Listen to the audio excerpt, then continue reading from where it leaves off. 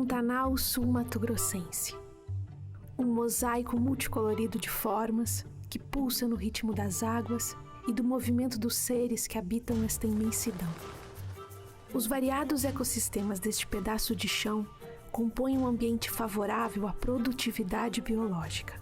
São quase 140 mil quilômetros quadrados de beleza e harmoniosa integração de vidas. No meio de tantas plantas, bichos e flores, o pantaneiro criou suas próprias histórias de resistência e coragem. O Pantanal, pelas suas belezas e pela biodiversidade reunida aqui, foi reconhecido pela Unesco como Patrimônio Natural da Humanidade. Essa região tão singular, a maior área contínua alagável do planeta, possui grande influência na formação dos grupos dos quais descendem os povos que hoje habitam essa planície. A região pantaneira foi palco de vários acontecimentos que ajudaram a escrever importantes páginas na história do Brasil. Para entender como tudo começou, pesquisadores tentam encontrar explicações para questões como a formação geológica do Pantanal, a ocupação humana na região e as mudanças nos hábitos e costumes da população. As pesquisas científicas mal começaram e já é possível afirmar que o Pantanal não se trata exatamente de um pântano. Estudiosos acreditam na tese de que, ao contrário de uma depressão recoberta de águas, o Pantanal era uma abóbada elevada para cima. Mas não se explica como, em um determinado período que excede aos 60 milhões de anos, houve uma inversão de formas. O que era uma abóbada convexa foi transformada em uma bacia côncava. Uma planície que passou a captar as águas que antes distribuía para as áreas adjacentes. A história do Pantanal é uma depressão, uma região mais deprimida, onde teve acúmulo de sedimento. A origem dela esteve associada à formação da cadeia dos Andes, situada a oeste. A cadeia dos Andes é um grande acúmulo de rocha, por dobramento. Isso formou um grande peso. Aí a placa da América do Sul, ela arqueou, ela deu uma arqueada e geraram fraturas. Através dessa fratura, os blocos se abateram e formou a depressão. E essa depressão foi sendo entulhada por sedimentos.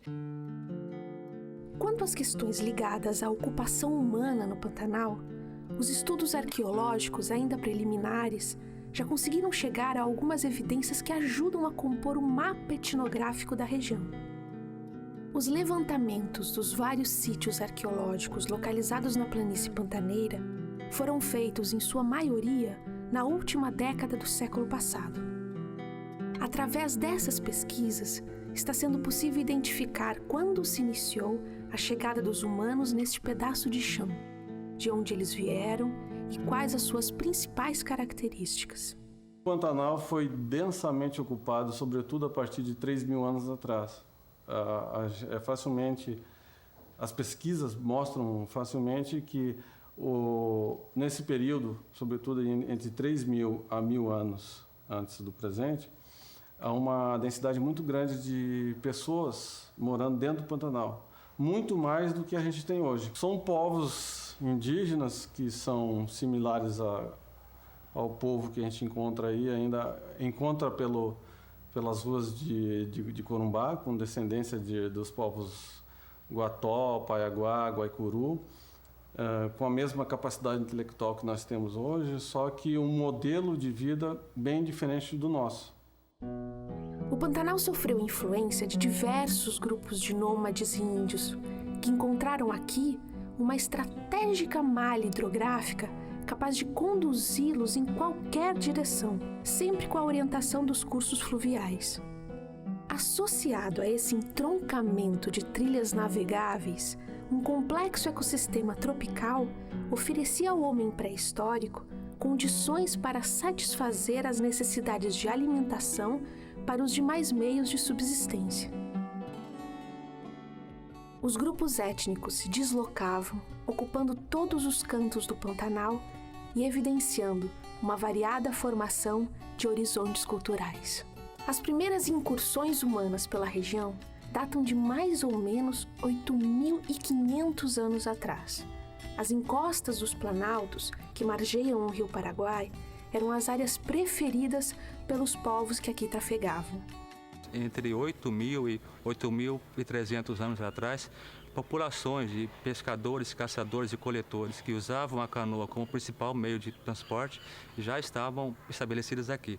Elas atravessavam o rio e coletavam caramujos de várias espécies e traziam para cá e se alimentavam também de caramujos, de jacarés, de peixes, de carne de capivara, de vários vegetais que eles coletavam, e eles amontoavam as conchas de caramujo, os ossos de peixes nesses locais aqui, formando um tipo de sítio arqueológico que nós chamamos de aterro e que lembram muito os sambaquis que ocorrem no litoral. Em Ladário, município vizinho de Corumbá, vários sítios arqueológicos já foram identificados e explorados e confirmam essas hipóteses. Existe grande probabilidade de que prédios, casas e inclusive este colégio tenham sido construídos sobre um conjunto arqueológico rico em vestígios e marcas da presença humana na região há mais de 5.000 anos. Calcula-se que esses assentamentos estiveram ativos durante mais ou menos 200 anos. Após esses 2 séculos, os seus ocupantes se dispersaram. Os índios antigos também escolheram os melhores locais para moradia, tanto quanto os não índios, como os portugueses do século XVIII, escolheram esse local aqui para a fundação de Corumbá e para a fundação de Ladário também. Somente depois de 4.000 anos de presença humana não revelada é que pode-se afirmar que ocorreu a ocupação permanente do Pantanal por novos grupos humanos, o que corresponde a aproximados 5.000 anos. Como os demais, os assentamentos desses grupos estão localizados sempre à beira dos rios e lagoas, nas partes altas do território. Isso revela que os ocupantes obtiveram rápido conhecimento da área, já que se estabeleceram em refúgios protegidos das cheias e das agressividades de animais. Outra vantagem da escolha é que em todo o entorno os grupos podiam usufruir da abundância da pesca, da caça e coleta de frutos, plantas e raízes necessárias à alimentação. 2.000 anos depois, os sítios cerâmicos se multiplicam nos espaços onde mais de 3.000 anos antes estavam os assentamentos pré-cerâmicos. Esse fato pode ser atestado em áreas próximas à Lagoa de Jacadigo, a 60 quilômetros de Corumbá. É provável que essa região tenha sido a primeira área ocupada pelos índios do tronco Umbaiá-Guaicuru. A partir de uns 3.000 anos atrás, essa cerâmica ela se dá espalhada por todo o Pantanal, desde Cáceres até provavelmente Porto Murtinho, que fica mais ao sul. E aí nós já temos uma mudança um pouco no modo de vida e provavelmente no padrão alimentar, porque aí a cerâmica é um indicador de que eles também estariam utilizando, por exemplo, vegetais domesticados. Então, por exemplo, nós temos cachimbos de cerâmica que indicam que eles já utilizavam fumo, e o fumo é uma planta domesticada. Nós temos fuso para tecer algodão, para afiar algodão de cerâmica, o que indicam também que eles já utilizavam o algodão, que é uma planta domesticada, desde uns 3.000 anos atrás. O mundo não foi feito em alfabeto, senão que primeiro em água e luz, depois árvore, depois lagartixas. Apareceu um homem na beira do rio. Apareceu uma ave na beira do rio. Apareceu a conha e o mar estava na concha. A pedra foi descoberta por um índio. O índio fez fósforo da pedra e inventou fogo para a gente fazer a boia. O menino escutava a verve de uma planta que era pardo. Sonhava-se muito com pererecas e mulheres. As moscas davam flor em março. Depois, encontramos com a alma da chuva que vinha do lado da Bolívia e demos no pé. Índio Guató contou essa cosmologia. Mas a vinda do homem não índio à região do Pantanal e o contato com os nativos ocorre com grande intensidade nos primeiros 30 anos do século XVI, com a chegada dos exploradores espanhóis que vieram em busca de um caminho que alcançasse o Pacífico. Entre as inúmeras expedições exploratórias territoriais, a que diz mais respeito ao Pantanal relaciona-se à viagem de Juan Díaz Solis, em 1516. Ele conseguiu chegar até a Bacia do Prata, mas foi contido pelos índios Charrúa. A expedição foi dizimada. Apenas um navio conseguiu se livrar das investidas dos nativos e retornar ao Atlântico. No entanto, ele naufraga em costas brasileiras. Salvo do naufrágio, o português Aleixo Garcia alcançou o litoral de Santa Catarina, onde foi recebido com docilidade por índios Guarani da tribo Carijó. Aleixo Garcia conseguiu mobilizar os índios e preparou uma expedição para encontrar as terras incas. Em 1524, partiu rumo oeste, utilizando-se do Peabiru, caminho terrestre construído e transitado pelos diversos grupos étnicos locais. Saindo de Santa Catarina, a comitiva alcançou o Rio Paraguai, num percurso de mais de 2.000 quilômetros. Essa expedição foi a primeira a conduzir o homem branco a pisar em solos sul-mato-grossenses. Isso tudo faz com que a gente possa refletir sobre o nosso processo histórico e, sobretudo, também repensar a nossa identidade enquanto nação, enquanto país, principalmente de uma perspectiva de multiculturalismo. Esse país é um todo formado por partes diferentes, às vezes, por descendentes de europeus, de asiáticos, de africanos, de indígenas e muitos mestiços de várias matizes, né? Na metade do século XVII, bandeirantes paulistas ocupam a região com maior intensidade. Vinham com a missão de caçar índios para servir ao trabalho escravo. Isso sem jamais perder de vista a possibilidade de descobrir minas de pedras e metais preciosos. Data deste mesmo tempo a disseminação de missões jesuítas na região. O primeiro ponto, até de incorporação dessa região à história portuguesa, foi a passagem dos bandeirantes, em primeiro lugar, depois das monções, que é mais o comércio, em direção a Cuiabá. Esse trajeto passou por nós aqui. A partir daí, começou a se montar uma defesa de fronteira, né? Principalmente a partir do 4º capitão-general Luiz de Albuquerque, que pontuou, né, alguns pontos geográficos do sul, Corumbá, Forte de Coimbra, Miranda, essa região, que para dar um anteparo à penetração dos espanhóis. A época também serviu para destacar a figura dos índios Guaicuru, descendentes do tronco Umbaiá. De índole guerreira, os Guaicuru eram considerados mais temíveis dos adversários dos colonizadores. Eram capazes de, a um só tempo, enfrentar espanhóis, portugueses e bandeirantes paulistas. Jamais se submeteram a qualquer tipo de dominação dos conquistadores, colonizadores ou catequizadores. Os Guaicuru foram os primeiros índios pantaneiros a ter contato com o europeu. Aproximaram-se das expedições espanholas para conseguir alguns exemplares de cavalos. Além de explorar todo o potencial dos animais, também iniciaram um processo de reprodução dos equinos, não apenas para a locomoção, mas especialmente como arma de combate. Nas batalhas, pintavam os bichos com os mesmos motivos gráficos do próprio corpo. Cavalo e cavaleiro tornavam-se então um só elemento. Isso era mais acentuado pela maneira singular de montar. O guerreiro Guaicuru deitava-se no dorso do seu cavalo, inclinando-se para o lado, transformando o animal em escudo. Os índios Guaicuru, que esse nome pega depois, eles vêm de grandes migrações do lado do Chaco boliviano, né? Isso numa fase bem anterior. E eles se espalham pela região pantaneira. Eles se adaptam muito bem à região pantaneira, né? Eles se adaptam, inclusive, a um novo elemento da colonização que eles não conheciam, que era o cavalo, né? Eles vão ser exímios cavaleiros, né? E eles dominam, são muito guerreiros, eles dominam todo o Pantanal. Eles vão ser os senhores do Pantanal, senhores da área, inclusive dominam outras tribos que já existiam aqui na região. Um Um dos episódios que marcaram a índole e o caráter guaicurú foi chamado Massacre do Forte, em 1778.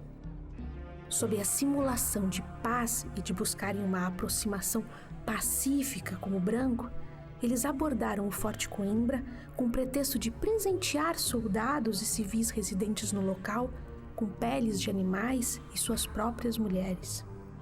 Aproveitaram-se da acolhida amigável dos portugueses para exterminar um total de 54 militares.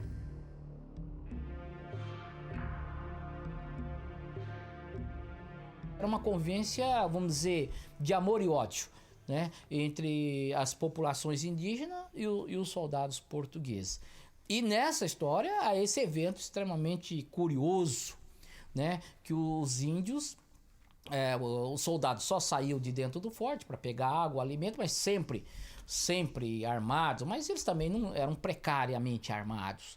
E os guaicurú fizeram uma estratégia muito curiosa e de inteligência, né?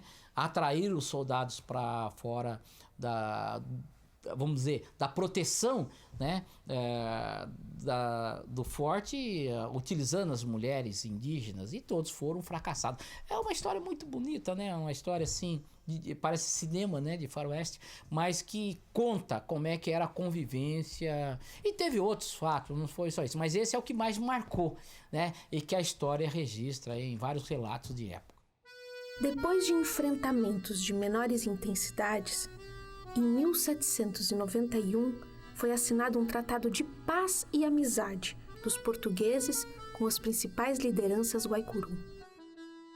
Desta vez, cumpriram os acordos, tanto que na Guerra do Paraguai foi estratégica a participação dos índios cavaleiros na defesa do forte, na contenção de tropas paraguaias e na garantia territorial portuguesa. Após a Guerra do Paraguai, inicia-se um novo ciclo de ocupação territorial no Pantanal, que dispersou as populações guaicurú até a nação ser extinta. Tem trabalhos fantásticos que contam a saga dos guaicurú e que realmente foram os grandes senhores desse Pantanal, né? Estudar os Ambaiá, vamos dizer, talvez seria o termo mais correto, Ambaiá, guaicurú, é estudar uma história fantástica. São uns homens devagar. São uns homens quase que misteriosos. Eles estão esperando. Às vezes procuram um lugar bem escondido para esperar. Estão esperando um grande acontecimento. Estão silenciosos diante do mundo. Silenciosos.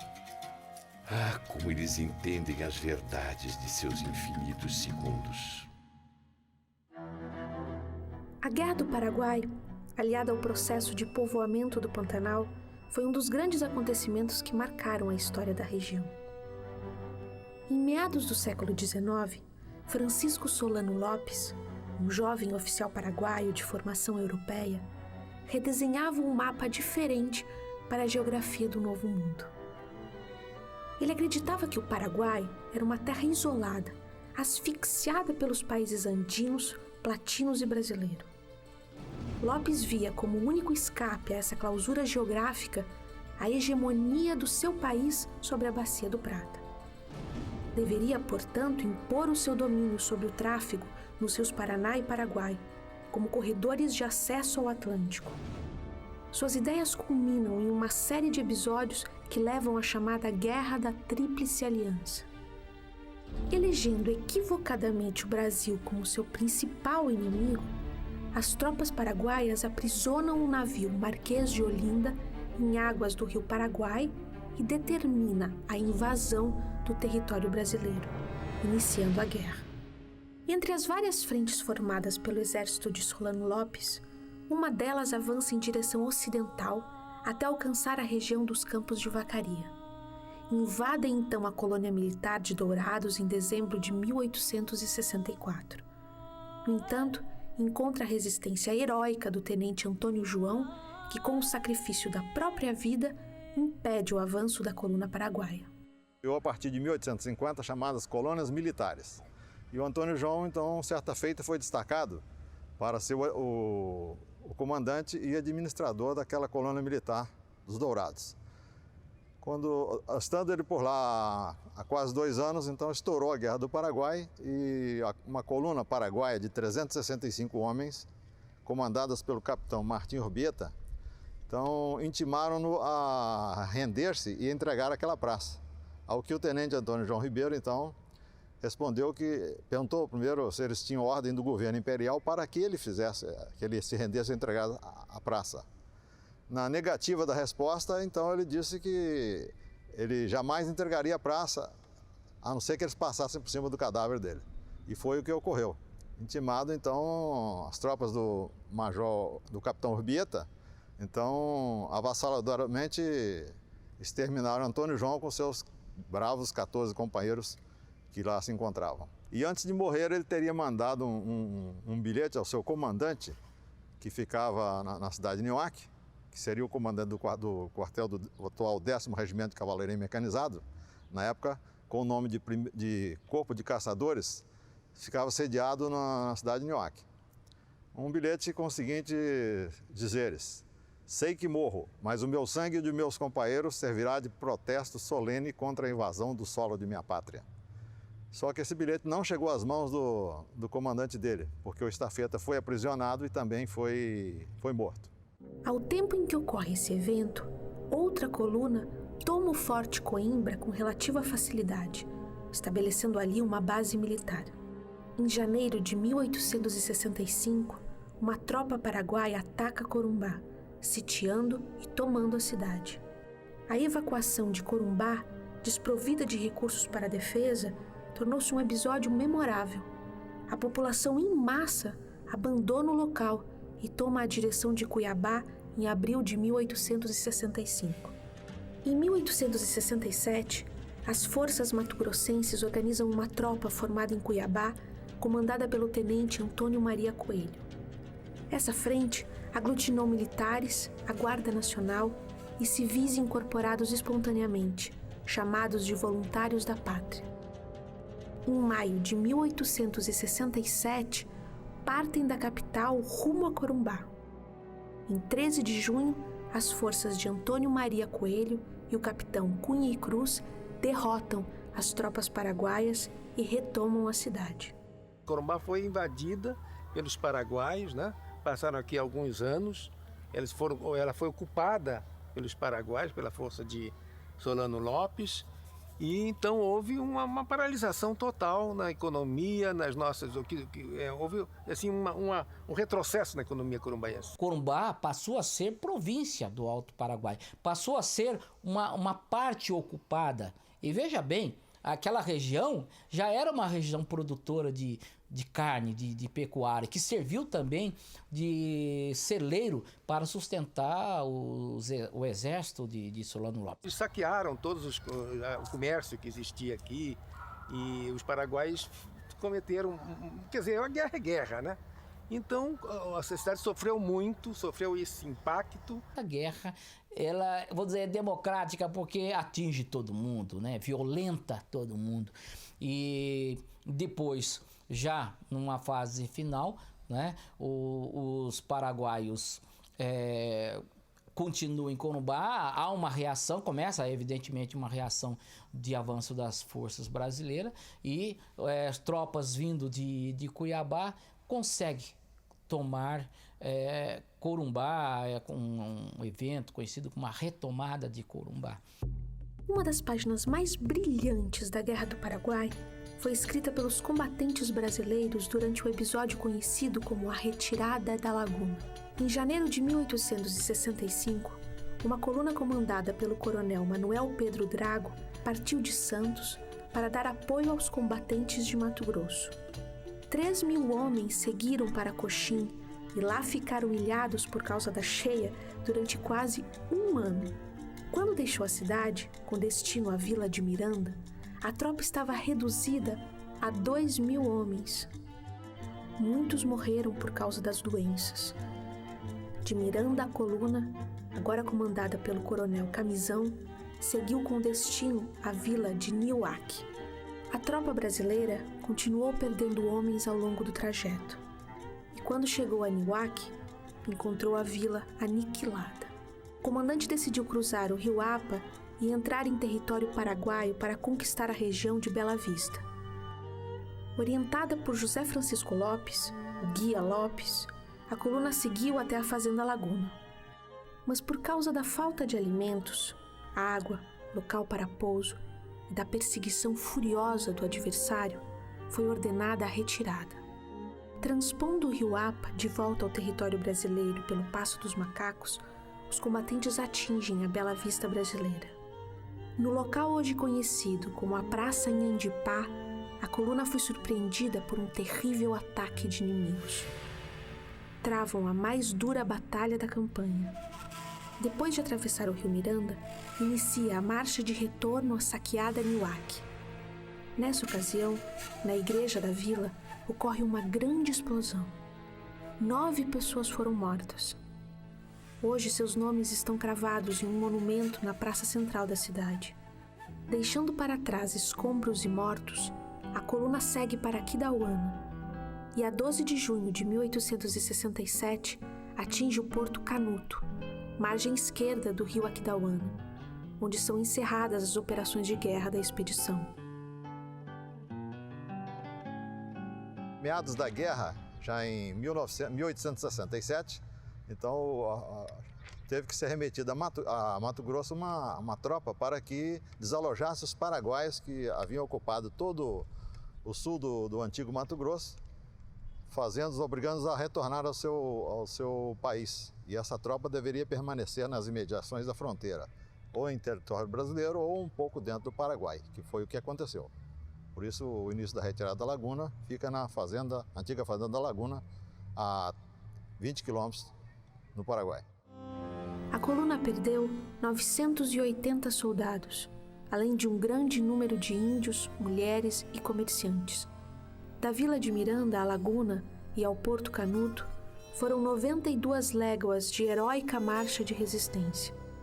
Nos locais por onde a coluna passou, existem até hoje marcas das batalhas.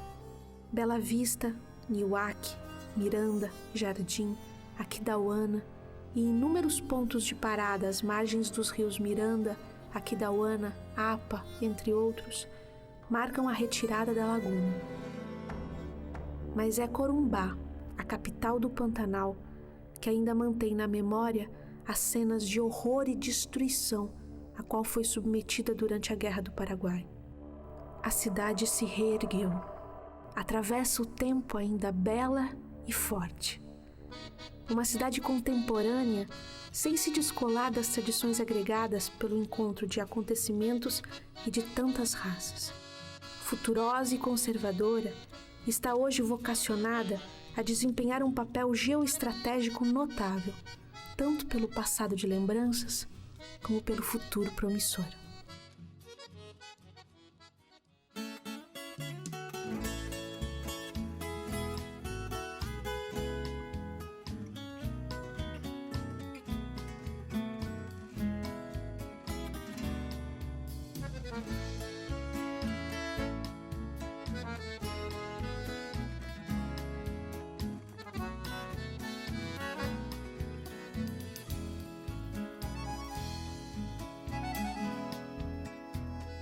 Mato Grosso encerra em sua própria terra sonhos guaranis.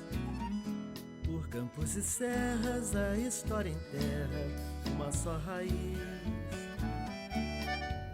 que aflora nas emoções e o tempo faz cicatriz em 1000 canções, lembrando o que não se diz.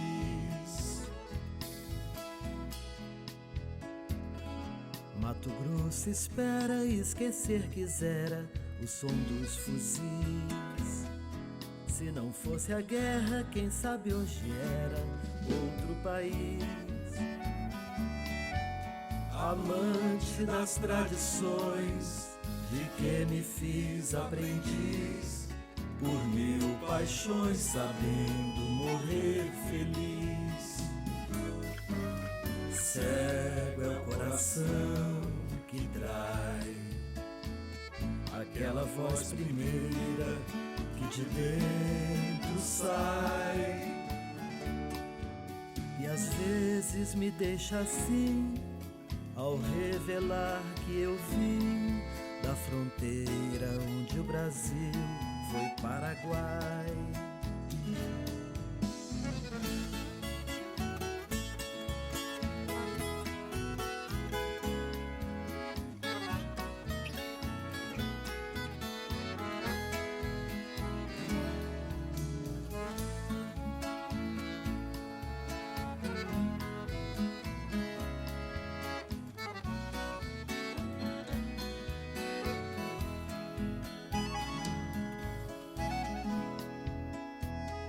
Mato Grosso espera, esquecer quisera o som dos fuzis.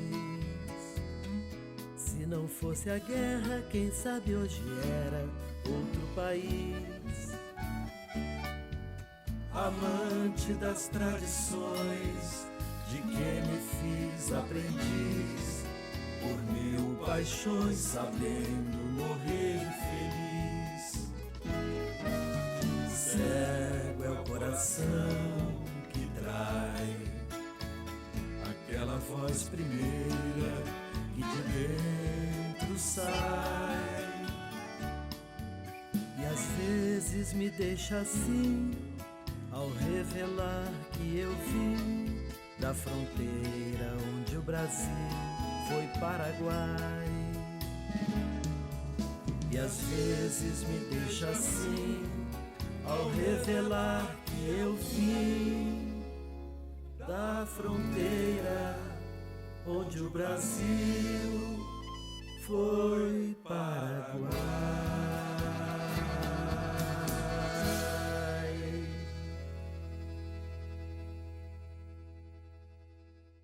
As casas dormiam na hora surda do meio-dia.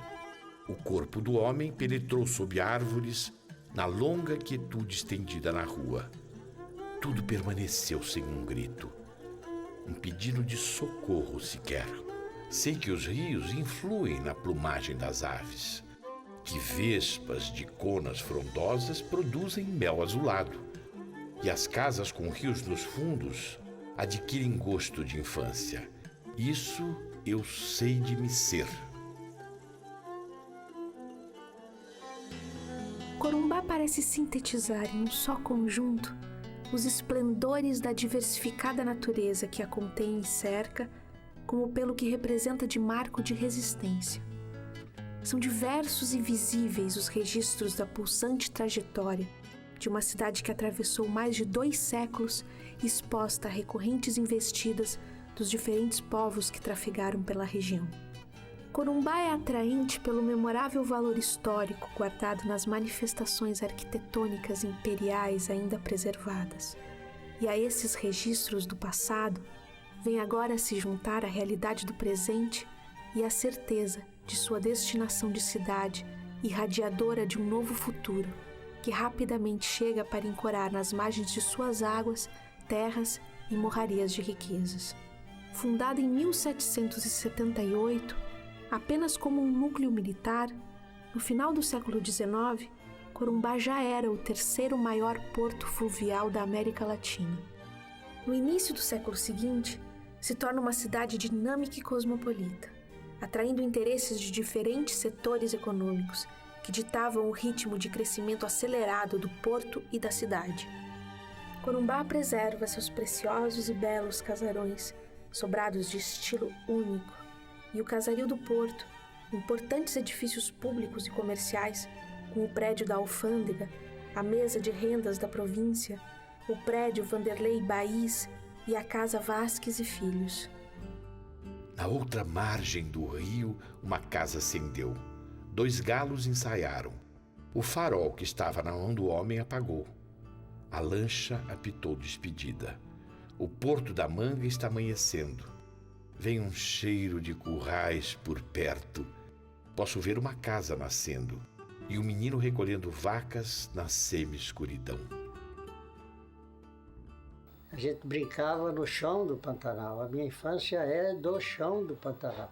Em latim, infância quer dizer ausência da voz. Mas é até 2 anos que a criança tem ausência da voz. Mas quando ele tem a ausência da voz, ele, em compensação, recebe todos os ruídos de folhas, viu? Todas as cores.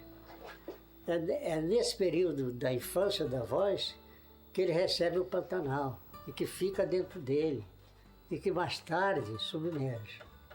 E o que a gente tem de homem, de depois de artista, é tudo que você ouviu, o sussurro que você ouviu das folhas, as cores que você ouviu, os brinquedos que você brincou.